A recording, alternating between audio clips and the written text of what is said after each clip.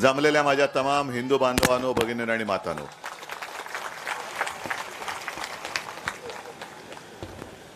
गेले 2 दिवस यवतमाळ आणि वाशिम मध्ये होतो आणि प्रचंड उत्साह. रात्री 1:30 वाजला घरी यायला आणि आज तुमच्या समोर उभा आहे. कोकण माझ्या हक्काचा आहेच. भास्करराव, तुम्ही बोललात ते खरं आहे की कोकण हे आपलंच आहे. पण अनेकदा असं होतं की ऐन कामाच्या वेळेला आपण घरच्यांनाच विसरतो आणि तसा विसरणू मी नाहीये. कोकणचा आशीर्वाद घेऊनच मी महाराष्ट्र फिरतोय आणि तुम्हाला आठवण करून देण्याची गरज नाही. शिवसेना प्रमुख सुद्धा तुमच्या समोरच झुकले होते, नतमस्तक झाले होते या कोकणामध्ये. म्हणून आपलं नातं हे घट्ट आहे. भास्करराव, तुम्ही जे आता सगळं सांगत होता, अंगावरती खरोखर शिसारी येत होती.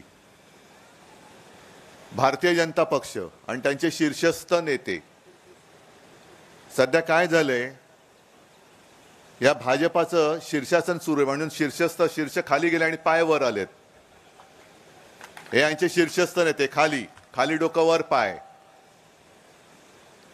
आणि त्या हरामखोरांच्या असभ्य असंस्कृत भाषेला तुम्ही अजिबात उत्तर द्यायला जाऊ नका. ही माझी कोकणातली जनता तेवढी सज्ञान आहे.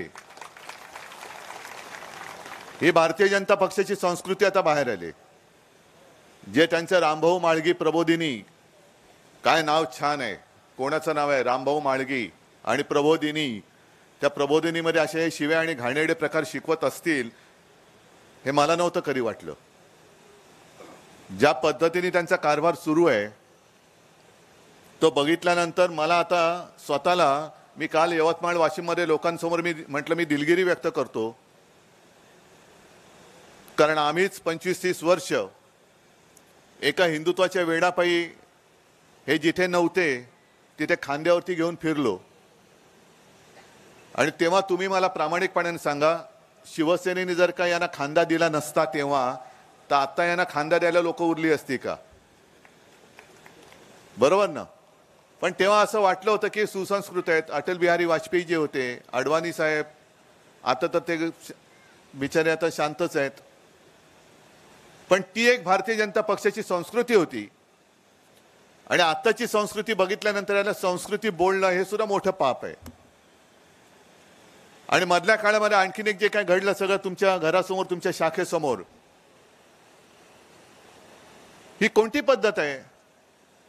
यानं जसं मी आज सांगतो कोकण माझ्या हक्काचं आहे आणि कोकणवासियांनी सांगावं की ठाकरे घराणं आणि तुमचं नातं आहे की नाही आहे. तसं तुम्ही या, तुम्ही सांगा. कोकणवासी म्हणतील की तुम्ही आमचे, मी काय करू शकतो? मी घरी जाईन. पण भास्करराव, एक लक्षात घ्या की तुम्ही ज्या एका बेधडकपणाने लढता आहात, तुम्ही एकटे नाही आहात, नक्कीच नाही आहात. संपूर्ण शिवसेना तुमच्या पाठी आहे.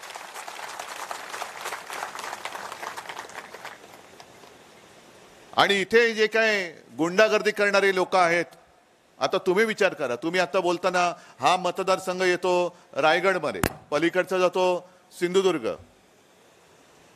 जर त्यावेळेला कोकणवासियांनी आपला खासदार विनायक राऊत यांना निवडून नसतं दिलं तर संपूर्ण पट्टा किती गुंडागर्दी झाली असती, हा विचार तुम्ही करू शकता. आणि त्यांना तेच नकोय.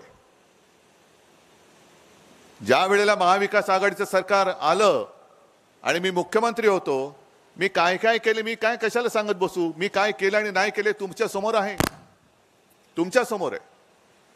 पण मी माझ्या महाराष्ट्रासाठी काम करत होतो म्हणून या भाडोत्री जनता पक्षाने आपलं सरकार गद्दारी करायला लावून पाडलं. बरे, जे गद्दार गेले त्या सगळ्या बापजाद्यांना आणि त्यांच्या पोराबाळांना विचारतो, काय रे मी तुम्हाला काय कमी दिलं होतं? मंत्रीपदं दिली होती, आमदारक्या दिल्या होत्या, सगळं काही दिलं होतं. म्हणजे हा कोणता न्याय आहे? मी अनेकदा सांगितलं, पण सांगण्याची गरजही नाहीये की मला स्वतःला मुख्यमंत्री व्हायचं नव्हतं. पण संपूर्ण देशात बाकीचे जर का पक्ष पाहिले तर त्यांचा नेता पहिला मुख्यमंत्री होतो. समजा एखाद्या अनपेक्षितपणाने अपवादात्मक परिस्थितीमध्ये मला ते पद स्वीकारावं लागलं होतं, मग ज्या घराण्याने तुमचं घराणं सगळं पोचलं, तुमच्या मुलाबाळांची सगळी चिंता वाहिली, त्याच्यात जर का कधीतरी असं पद आलं तर गद्दारी करून खाली पडायचं? आणि कोणाच्या पाठीत वार केला तुम्ही? उद्धव ठाकरेंच्या केला, शिवसेना प्रमुखांच्या केला, शिवसेनेच्या केला, या माझ्या माता भगिनींच्या आणि या बांधवांच्या पाठीत तुम्ही वार केला. जर शिवसेना ही 4 अक्षरे त्यावेळेला यांच्या पाठी लागली नसती तर कधीतरी तुम्ही त्यांना विचारलं असतं कोण होते ते आणि काय झाले ते? मला त्यांच्याबद्दल जास्त बोलायचं नाही. मी तुम्हाला सगळ्यांना सांगतो, भास्करराव, तुम्ही आणि सगळे तुम्ही त्यांच्या शिवीगाळीने उत्तर देऊ नका, कारण ती आपली संस्कृती नाही, ते आपलं हिंदुत्व नाही, ते भाजपाचं नासलेलं कुजलेलं भाजपाचं हिंदुत्व आहे, ज्याला मी गोमूत्रधारी हिंदुत्व म्हणतोय. हे गोमूत्रधारी हिंदुत्व यांचं. आमच्या हिंदुत्वामध्ये ओव्या आहेत, तुमच्या हिंदुत्वामध्ये शिव्या असतील तर तुम्हाला लख लाभो, तुमच्या शिव्या तुम्हाला लाभो. आणि मधल्या काळामध्ये नरेंद्र मोदीजी बोलले होते की मैं रोज 2-3 किलो गालिया खाता हूं. मग मोदीजी तुमची इकडे, मला वाटतं भास्करराव तिकडे सिंधुदुर्गात सुद्धा बोललोय की मला मोदीजींना सांगायचे तुमची भोकं पडलेली ती टिनपाट इकडे पचापचा इकडे त्यांचे चिळखंडे उडतायत, ते काय आम्हाला रसगुल्ले देत आहेत, पण तुमची टिनपाट आमच्यावरती बेलगाम काही बोलतायत, माझ्यापासून सगळ्यांपर्यंत, माझ्या कुटुंबियांवरती बोलतायत, भास्करराव तुमच्यावरती बोलतायत, सगळ्यांवरती बोलतायत. अजूनही कोणी, आणि मोदीजी उद्याही ते ज्या भाषेमध्ये आमचा उद्धार करतायत त्या भाषेत माझा एकही शिवसैनिक मोदीजींचा असा उल्लेख करणार नाही, अजिबात करणार नाही. कारण आम्ही खरे हिंदू आहोत, आम्ही खरे हिंदू आहोत. आता निवडणूक पुढे सरकते, संपूर्ण राज्यभर मी फिरतोय. आज सुद्धा ही उन्हातान्हाची सभा आहे. 2 दिवसापूर्वी मी त्या यवतमाळ वाशिमची जी तुम्हाला सांगत होतो माझी आठवण किंवा सगळ्या घडलेल्या घटना, प्रवास करत करत पोहोचायला मला त्या पहिल्या सभेला दुपारचे 1:30-1:45 वाजलेले, गच्च भरलेली गर्दी. ह्याच्या म्हणजे आता हा मंडप याच्या दुप्पट तिप्पट. माझी वाट बघत बसले होते 1 तासभर.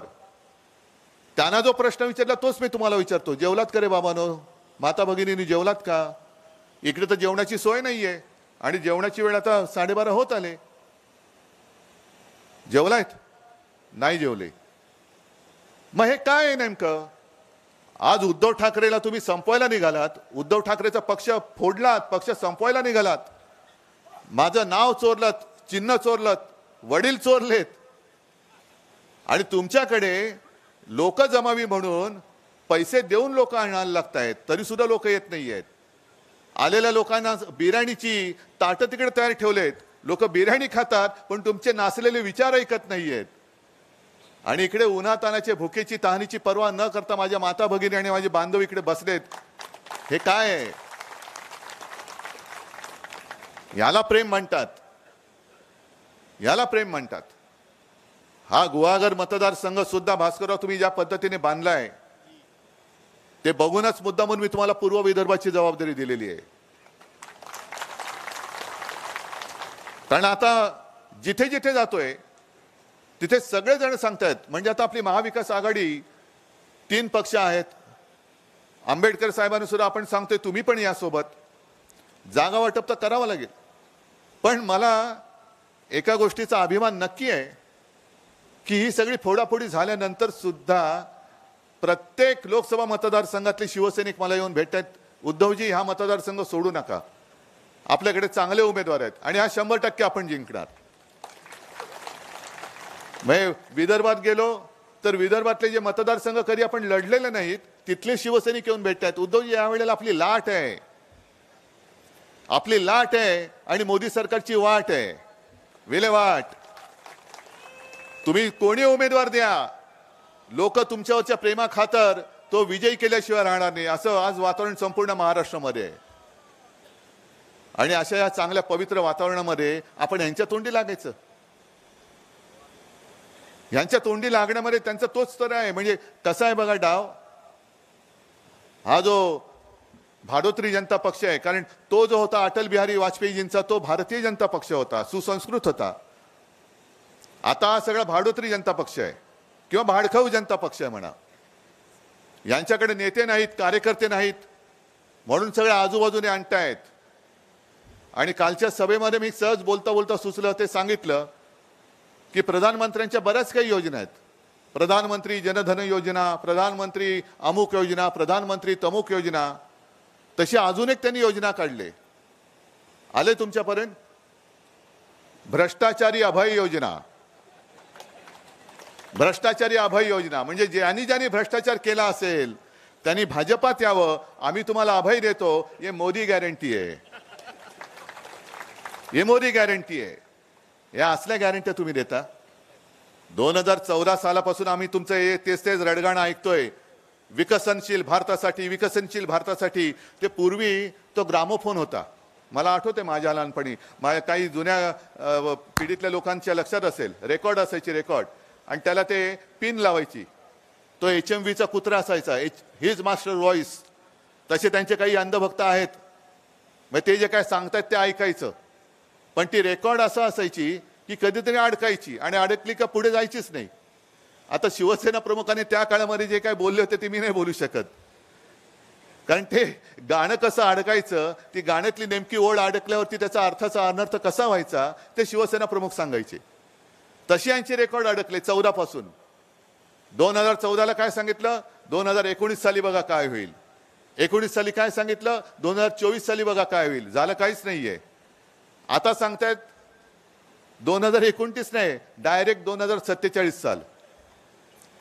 मग मला त्यांना विचारायचे, 10 वर्ष आम्ही तुमचं ऐकलं, आत्ता तुम्हाला कळलं की भारत हा विकसित व्हायला पाहिजे, विकसनशील भारतासाठी पुन्हा एकदा मोदी सरकार. मग 10 वर्ष मोदी सरकार काय गवत उपटत बसलं होतं की काय? 10 वर्ष काय केलं? नाही, गवत उपटत बसलो होतो.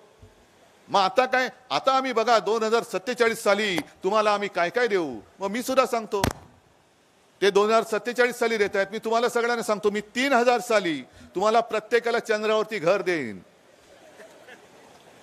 हवंय की नको? अरे काय तुम्ही त्यांची गॅरंटी मानता आणि माझी नाही मानत? बरं, हे येऊन मोदीजी बोलले की भाई और बहनों 2050 तक मैं आप सबको चांद पे घर दे दूंगा. चला सगळे मोदी मोदी मोदी मोदी. काय नाही, हा सगळा जो काय त्यांचा घृणास्पद प्रयत्न चालू आहे तो कशासाठी चालू आहे मुद्दामून तुम्हाला सांगायला पाहिजे. बाकीच्या गोष्टी त्याचा परामर्श भास्कर जाधव यांनी घेतलेलाच आहे, गीतेनी सुद्धा घेतलेला आहे. आणि भास्करराव आहेत खंबीर, इथल्या स्थानिक ज्या काही समस्या आहेत ते आहेत खंबीर. मला त्याच्यावरती जास्त बोलण्याची गरज नाहीये.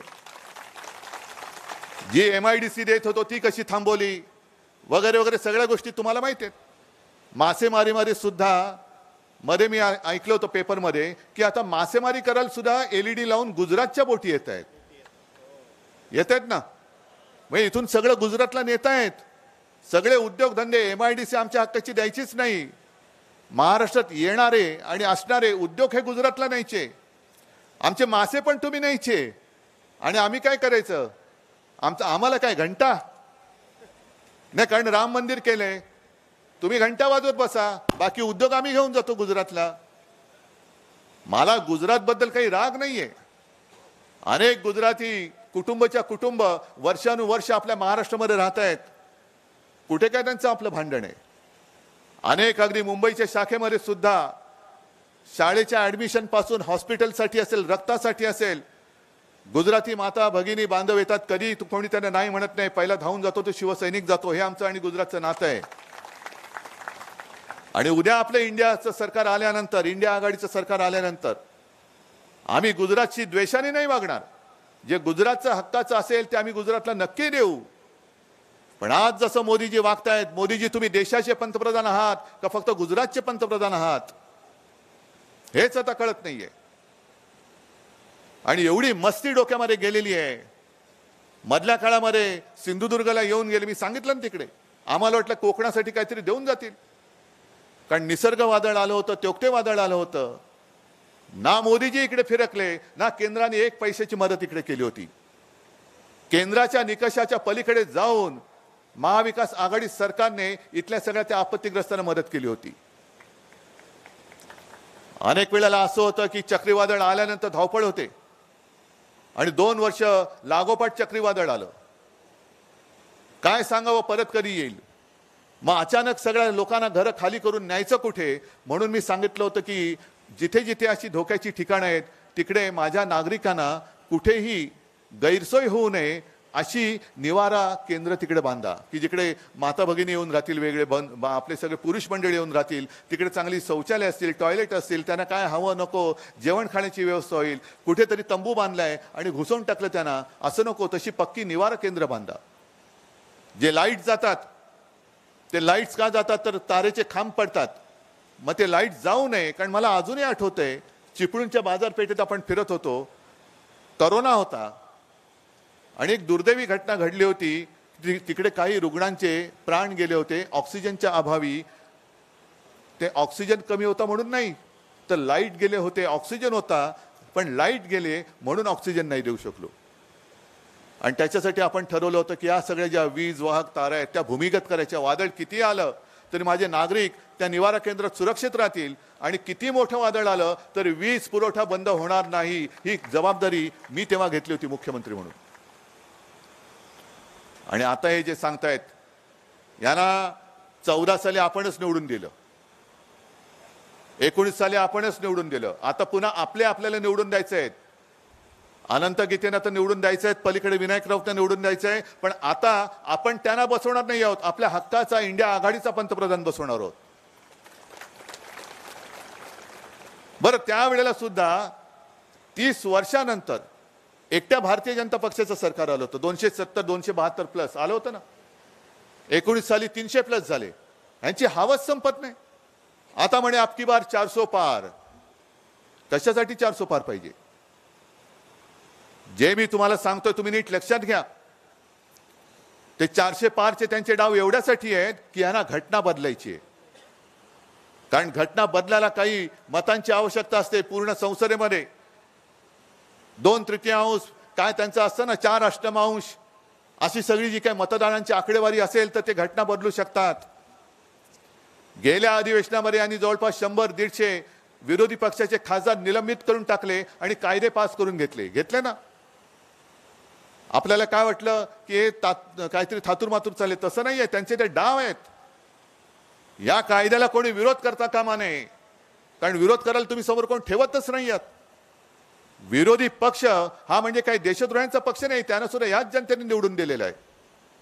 विरोधी पक्ष हा सुद्धा जनतेचाच आवाज आहे आणि विरोधी पक्षाचे एक खासदार तुम्ही निलंबित करून टाकून काही घातक कायदे त्यांनी मंजूर करून घेतले आणि आता त्यांना पुढचा डाव टाकायचा जो आहे तो म्हणजे तेवढे 400च्या वरती खासदार निवडून आले का घटना बदलतील आणि घटना बदल करताना समोर कोणी विरोधाचा आवाज शिल्लक असता कामा नये म्हणून त्यांना 400 पार व्हायचंय। तुम्हाला चालतंय? डॉक्टर बाबासाहेब आंबेडकरांनी लिहिलेली घटना हे बदलून टाकणार आणि स्वतःची दुर्घटना हे आपल्या देशाच्या माथी म्हणजे आपल्या माथी लादणार, हुकुमशाही लादणार आणि त्या लढाईच्या विरुद्ध मी उभा राहिलेलो आहे। मला त्यांची इकडे गंजलेली सगळी टीनपाट त्यांच्या तोंडी लागायचंच नाहीये, कारण ही कसपट आहेत, यांचं जीवन, राजकीय जीवन हे त्यांच्यावरती अवलंबून आहे। ते जेव्हा यांना गेट आउट पण येईल तेव्हा बघा ही सुद्धा टमरेल घेऊन बरोबर लाईनीत उभे राहतील। पण मला जो धोका दिसतोय तो धोका दिसतोय की देशावरती एक गंडांतर येत आहे। 400 पारचा नारा देऊन देशाची घटना बदलून हुकुमशाही आणण्याचा यांचा डाव आहे। 1 नेशन 1 इलेक्शन म्हणजे काय? अजून मुंबई महापालिकेच्या निवडणुका घेत नाहीयेत, अजून काश्मीरच्या निवडणुका घेत नाहीयेत। 5 वर्ष होऊन गेली काश्मीरला, 370 कलम काढलं, आपण पाठिंबा दिला होता, पण काश्मीरच्या निवडणुका अजून घेत नाहीयेत, मुंबई महापालिकेची निवडणूक घेत नाहीत, राज्यातल्या इतर महापालिकांच्या निवडणुका घेत नाहीयेत। पण 1 नेशन 1 इलेक्शन म्हणजे याच्या पुढे फक्त अध्यक्षांची निवडणूक होईल। जशी रशियामध्ये पुतिनची होते तशी हे पुतिन बाबा नवीन तिकडे बसतील आणि संपूर्ण विल्हेवाट लावून टाकतील, पोलिसांची वाट लावतील। जसं पुतिन न्यायमूर्ती नेमतात तसे हे आपल्या देशातले न्यायमूर्ती नेमायला लागतील। निवडणूक आयुक्त तर यांचाच आहे, यांचेच सगळी धुणी भांडी करणारा निवडणूक आयुक्त आहे। एका निवडणूक आयुक्ताने राजीनामा दिला त्या गोयल यांनी कारणच कळलेलं नाहीये. आणि आता माझ्याकडे जी बातमी आली की त्या गोयलच्या जागी ह्यांचा खास एखादा घरगडी हा तिकडे त्याच्या जागी बसवणार आहेत. म्हणजे संपूर्ण पद्धत तुम्ही नासून टाकणार. आक्षेप घेणारे, आरोप करणारे तुम्हीच, न्याय निवाडा करणारे तुम्हीच, सजा सुनावणारे तुम्हीच. मग आम्ही काय करायचं? ही संपूर्ण जी काय पद्धत, म्हणजे अगदी आता तरी चंद्रचूड साहेब आहेत आणि सर्वोच्च न्यायालयामध्ये सुद्धा काही असे कणखर न्यायमूर्ती बसले आहेत म्हणून ही लोकशाहीची शेवटची धुकधुक चालू आहे. आपली सुद्धा केस तिकडे प्रलंबित आहे. न्यायालय फटक्याच्या मागून फटके देत आहे.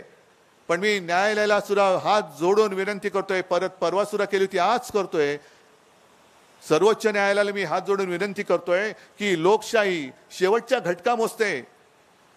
पात्र अपात्रतेचा जो काही निर्णय आहे तो शिवसेनेसाठी केवळ आहे अशातलं समजू नका. हा देशाच्या लोकशाहीसाठी घातक आहे. ज्या पद्धतीने चंदीगडचा महापौर यांनी बेलगामपणाने निवडून आणला होता, तो जो निवडणूक अधिकारी तो भाजपचा पदाधिकारी, त्यांनी त्या मतावरती खुणा करून ती मतं बाद ठरवली आणि भाजपचा महापौर तिकडे बहुमत नसताना सुद्धा बसवला होता. कोर्टाने त्याच्या पेकाटात लाथ घातली म्हणून तो डाव फसला. मग एवढ्या उघडपणाने अगदी महापौर पद हे सोडत नाहीयेत. पंतप्रधान एकदा पुन्हा बसले आणि देशाचे अध्यक्ष झाले तर काय शिल्लक राहील? आणि त्याच करता मी सर्वोच्च न्यायालयाला सांगतो की लोकशाही आता शेवटच्या घटका मोजते. तिच्यात काहीतरी श्वास घेण्याची एक शक्ती राहिलेली आहे. तोपर्यंत तिला बरं करा, तोपर्यंत तिला औषध द्या. ती मेल्यानंतर ती मेली एवढंच जाहीर करणार असाल तर मग आम्ही न्याय तरी कोणाकडे मागायचा? एक ठीक आहे, मी या जनतेच्या न्यायालयात आलेलो आहे. कोकण तर माझ्या हक्काची भूमी आहे. जे काय आपल्या शिवसेनेच्या बाबतीत घडलंय, ज्या पद्धतीने त्यांनी जो काही निकाल दिलाय की शिवसेना कोणाची, तुम्हाला मान्य आहे का रे? तुम्हाला पक्षप्रमुख म्हणून मी हा एक वेगळा भाग, पण ज्या शिवसेना प्रमुखांनी शिवसेनेला जन्म दिला तुमच्या न्याय हक्काच्या लढाईसाठी, त्यांच्या जागी त्या दाढीवाल्याचा फोटो तुम्हाला चालतोय? काय कर्तृत्व काय त्यांचं? जसं इथले जे बोंबलतात, शिव्या देतात आम्हाला, तसेच ते होते. ते सुद्धा बाप आणि त्यांचं कार्ट हे मीच त्यांना बसवलं होतं तिकडे. मंत्रीपद मी दिलं, खासदारकीचं तिकीट मी दिलं होतं. पण तोच माझा जणू काही गुन्हा झाला आणि त्या गुन्ह्याची फळं ही अशी मी भोगतोय असं त्यांना वाटत असेल तरी त्यांना त्यांची जागा दाखवण्यासाठी आज महाराष्ट्र पेटून उठलेला आहे. तुम्हाला एक परत हे पवित्र काम करावंच लागेल. गेल्या वेळेला जे झालं त्याच्याबद्दल मी अगदी उघडपणाने तुमची माफी मागतो, कारण मी चालवतो मोदींचा प्रचार करायला. ही माझी चूक झाली. पण आता ही चूक मी सुधारलेलो आहे. तुम्ही सुधारलायत की नाही? आता पुन्हा जर का तिकडे मोदी सरकार येणार असेल तर मग आपल्याला तोंड सुद्धा उघडण्याची वेळ येणार नाहीये. आणि मला आठवत आहे काही वर्षांपूर्वी काही मित्र आपल्याला भेटत असतात, काही उद्योगपती असतात, काही मित्र असतात, काही आपले सगळे सोयरे असतात. असेच काही माझे मित्र चीनला गेले होते, ऑलिम्पिक झालं त्याच्या आधी. आणि तिकडे गेल्यानंतर त्यांनी मला एक किस्सा सांगितला. ते म्हणाले, उद्धवजी तिकडे गेल्यानंतर भाषेची बोंब आहे. हे ऑलिम्पिकच्या आधीची गोष्ट आहे. तिकडे दुभाषी असल्याशिवाय कोणी बोलूच शकत नाही. मग तर म्हणे आम्ही एका गावात गेलो, शहरामध्ये गेलो. तिकडे एक अत्यंत उत्तम इंग्रजी बोलणारा साधा गरीब माणूस आम्हाला गाईड म्हणून मिळाला. छान इंग्रजी बोलायचा. आणि मग आम्ही त्याला सांगितलं की अरे तू एवढं चांगलं इंग्लिश बोलतोस, पण त्याची गरिबी कळत होती. त्याचं बटन तुटलं होतं, खिसा थोडा फाटला होता, पण इंग्रजी व्यवस्थित एकदम फरडं इंग्लिश बोलायचा. तर त्याला आम्ही सांगितलं अरे तू आपल्या ह्या चीनची जी राजधानी बीजिंग, ते बीजिंगला का नाही जात? आता तिकडे ऑलिम्पिक्स होणार आहे, देशभरातनं सगळे पर्यटक तिकडे येतील, तुला 2-5 पैसे जास्त मिळतील. तो म्हणाला नाही म्हणे, मला जगायचंय. तुला जगण्यासाठीच सांगतोय. बीजिंगमध्ये गेलास परदेशी पाहुणे येतील, तुला जास्त पैसे मिळतील. नाही म्हणे, मला जगायचंय. तुला जगायचं म्हणजे काय? तुला जगण्यासाठी आम्ही सांगतोय. तुला तसं नाहीये. बीजिंगमध्ये जर अनावधानाने सुद्धा एखादी व्यक्ती कळत नकळतपणाने सरकारच्या विरोधात बोलली तर 2 दिवसामध्ये ती व्यक्ती अदृश्य होते. मला अदृश्य व्हायचं नाही, मला जगायचंय. मला तेव्हा काय वाटलं होतं की अरे हे चीनचं फारच भयानक आहे, पण ते आता होताना आपल्या देशात होईल की काय अशी भीती वाटायला लागलेली आहे. जे त्यांच्या विरोधात बोलतील त्यांना सरळ देशद्रोही म्हणून तुरुंगात टाकलं जात आहे, सरळ धाडी टाकल्या जात आहेत. हे राजन साळवी इकडे बसलेत, आज सुद्धा नोटीस आलेल्या आहेत. म्हणजे साधे साधे माझे कार्यकर्ते त्यांच्यावरती नोटीसी मारल्या जात आहेत, पण त्यांच्या गटात गेले. हे काल परवाकडेच बघितलं ना तुम्ही, ज्यांचा उल्लेख मी अभिमानाने करत होतो गेले तिकडे, झाले ईडी बिडी बंद. सगळे आरोप करणारे तुम्हीच. त्या वेळेपर्यंत तुम्हाला कळलं नव्हतं. 2014 काय त्याच्या आधीपासून अगदी अनिल परब काय सगळेच. अनिल परबानी तर त्यावेळेला 92-93 साली पोलीस आणि मिलिटरीचा मार खाल्ला होता, त्याला जनावरासारखं भर रस्त्यात तुडवलं होतं. तरी सुद्धा ते शिवसेना सोडत नाहीयेत, राजन साळवी शिवसेना सोडत नाहीयेत, कारण ते लढवई आहेत. पण तुम्ही भाजपात या नाहीतर जेलमध्ये जा. ठीक आहे, तुमची मस्ती किती दिवस चालते मी बघतो. आमचं राज्य येत आहे आणि त्या अधिकाऱ्यांना सुद्धा सांगतोय, तुमच्या ईड्या बिड्या काय असतील त्या ईडीचं बंडल करून बरोबर काय करायचं ते आम्ही करू. जर माझ्या शिवसैनिकांना छळत राहाल तर थोडे दिवस थांबा. आमचंच सरकार आल्यानंतर या अधिकाऱ्यानं सुद्धा ज्यांनी अन्यायाने माझ्या शिवसैनिकाला त्रास दिलाय त्यांना सुद्धा कायद्याचे फटके काय द्यायचे ते आम्ही दिल्याशिवाय राहणार नाही. आणि हे सगळं असं वातावरण तुम्हाला मी सांगितल्यानंतर मी तळमळीने तुम्हाला सांगतोय, पोट तिडकीने सांगतोय. जे मला जाणवतंय, जे मी बघू शकतोय ते मी तुम्हाला सांगतोय की हे पाप आता आपल्याकडनं होता कामा नये. त्यावेळेला देशाच्या स्वातंत्र्यासाठी अनेक जणांनी बलिदान केलं, त्यांनी बलिदान केलं म्हणून आपण आपलं स्वातंत्र्य उपभोगू शकतो. आता ते त्यांनी बलिदान करून दिलेलं स्वातंत्र्य मतदान करून आपण टिकवू शकतोय की नाही. त्यांनी तर बलिदान केलं, आपल्याला मतदान करायचंय. कारण नाहीतर पुढच्या पिढ्या ह्या आपला उल्लेख काय म्हणून करतील, देशभक्त म्हणून करतील का जे भाजपा करते. द्वेष पसरवतोय सगळीकडे, द्वेष, हिंदू मुसलमानांमध्ये द्वेष, यांच्यामध्ये द्वेष, त्यांच्यामध्ये द्वेष. आम्ही देशभक्त आहोत, आम्ही द्वेषभक्त नाहीत, अजिबात नाही. आणि म्हणूनच तुम्ही या भर उन्हाच्या सभेमध्ये अगदी सूर्य आग ओकत असताना सुद्धा माझ्यासाठी थांबलात. हेच मोठं एक दिलासा देणारं चित्र आहे. ह्यालाच मी माझे आशीर्वाद मानतो. हीच माझी शक्ती आहे, हीच माझी ताकद आहे.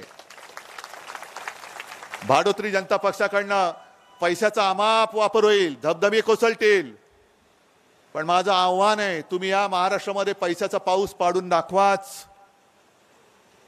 पैशाचा पाऊस पडला तरी सुद्धा महाराष्ट्राची जमीन ही पवित्र आहे. किती पाऊस पडला तरी गद्दारीचा कोंब या महाराष्ट्रामध्ये ही माती उगवू देणार नाही. एक सुद्धा गद्दारीचा कोंब इथे उगवणार नाही.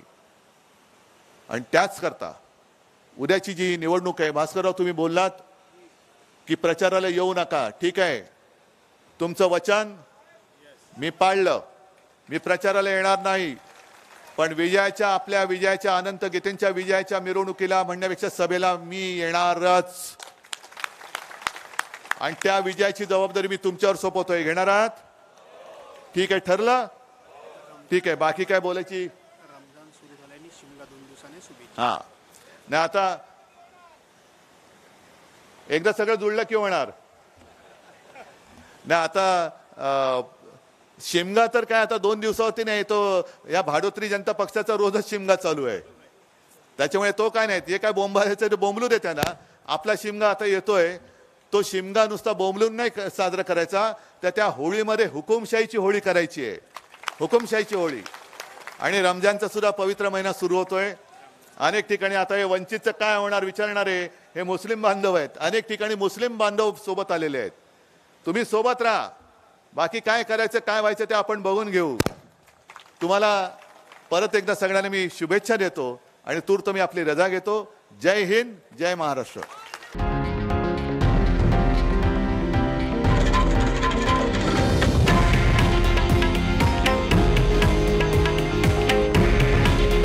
हे आहे देशातील नंबर 1 न्यूज नेटवर्क आणि आपण पाहत आहात TV9 मराठी. काळजी तुमची, हित महाराष्ट्राचं.